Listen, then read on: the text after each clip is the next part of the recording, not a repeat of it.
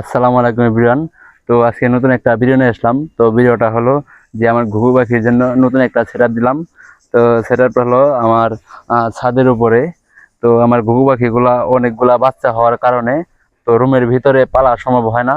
তো এর জন্যে ছাদের উপরে নতুন একটা সেটআপ দিলাম। তো সেটআপটা হলো যে একটা খাঁচা বানিয়ে নিয়ে আসলাম। তো এখানে জানি একসাথে আবার 4 জোড়া ঘুঘু পাখি রাখা যায়।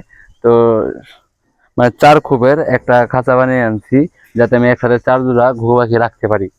প্রথমে চলে গেলাম যে ঘরে আমার ঘুঘু পাখি রাখা ছিল সেখানে। তো ঘুঘু পাখিগুলো আগেই বুঝতে পারছিল যে আজকে তাদের বাসস্থান পরিবর্তন করে অন্য জায়গায় নিয়ে যাব, তাই একটু মন খারাপ করে বসেছিল। আর আমি যতটুকু বুঝতে পেরেছি, ঘুঘু পাখিগুলো অনেক বেশি রাগী ও জেদি হয়ে থাকে। তো বাচ্চাগুলো খাঁচা থেকে কোনোভাবে বের হতে চাচ্ছিল না।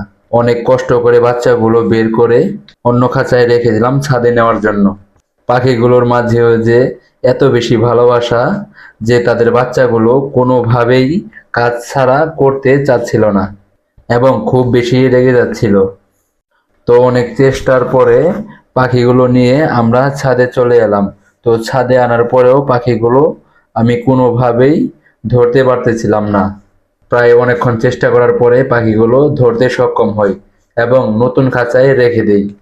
তো আমরা নতুন যে পাখির সেট আপ দিয়েছি, তো খুবই সুন্দর লাগতেছিল ছাদের উপরে। তো আমাদেরও অনেক ভালো লাগতেছিল যে আমরা শুধু এক জোড়া ঘুঘু পাখি দিয়ে আমাদের 3 জোড়া বাচ্চা হয়েছে। সেই বাচ্চাগুলো আমরা ছাদে এনে নতুন ঘর করে দিলাম। তো ঘর করে দেওয়ার পরে পাখিগুলোকে খাবার এবং পানি দিয়ে দিলাম, কারণ আজ থেকে ওদের এটাই নতুন বাসস্থান।